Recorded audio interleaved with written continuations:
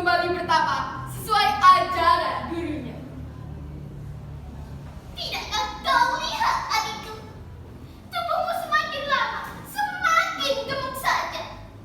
Apapun yang ada di depanmu, habis kau lahap. Kata Gagang Aking dengan maju ke sana.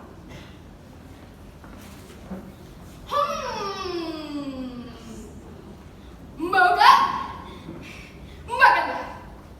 Sambil menyodorkan paha ayam pada Gagang Aking. Dengarkan aku, Bubuksa. Kembalilah pada ajaran guru. Ikutilah cara bertapakku sebelum semuanya terlambat. Pinta Gagang Aking. Maafkan aku, Kak. Inilah caraku untuk bertapa. Dan aku tidak akan merubahnya sampai aku mencapai kesempurnaan hidup.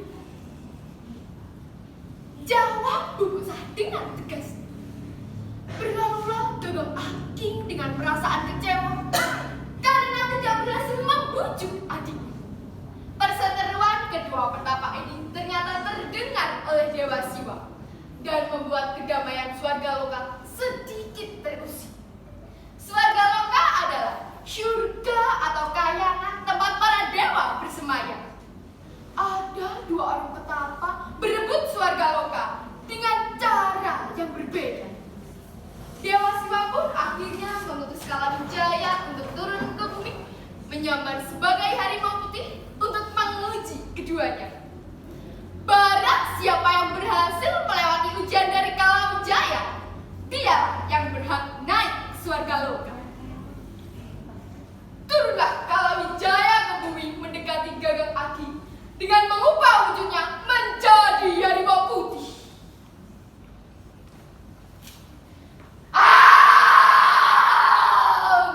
Aku lapar!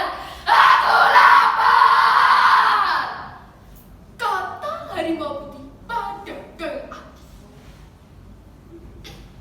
Kau mau memakanku? Tunggu. Jawab Gagang Aking sambil beringsut dari pertapaannya. Bukan aku tidak mau kau makan harimau. Tapi lihatlah badanku yang kurus kering ini. Tentu tidak akan cukup untuk memuaskan rasa laparmu. Lihat adikku Bubuksa. Ia betul-betul gemuk. Jika kau memakannya, tentu akan menjadikan kenyang nantinya. Rayu Gagang Aking.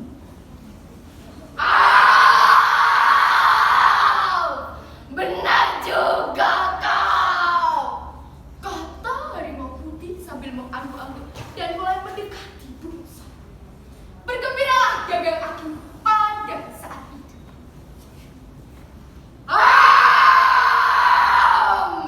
Aku lapar.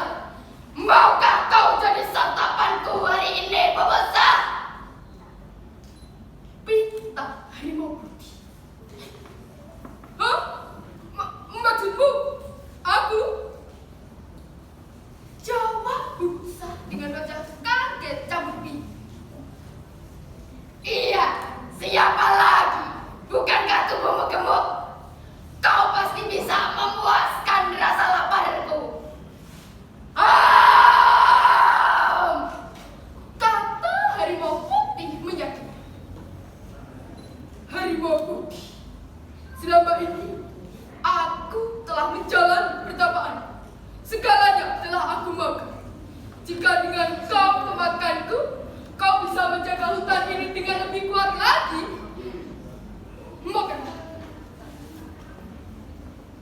Kata Bubuksa dengan penuh ketenangan. Harimau putih itu semakin mendekati Bubuksa untuk meyakinkan bahwa ia benar-benar akan memakannya. Tunggu sebentar. Aku terlupa sesuatu. Beri aku waktu untuk melepaskan binatang-binatang yang masuk perangkapku, agar mereka tidak mati sia-sia nantinya. Pinta Bubuksa. Dan ternyata Bubuksa menepati janjinya.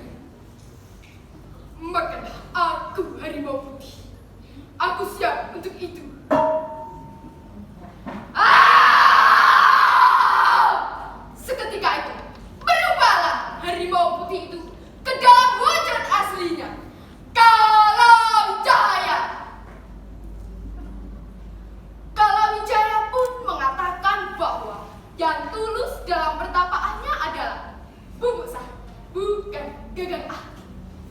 Pada akhir cerita, keduanya sama-sama masuk Swarga Loka. Tapi yang membedakan adalah Bubuk Sah menuju Swarga Loka dengan menaiki punggung harimau putih, menerima kehormatan berada pada Swarga Loka tertinggi. Sedangkan Gagang Aki bergelantungan pada ekornya berada pada Swarga Loka tingkat bawahnya.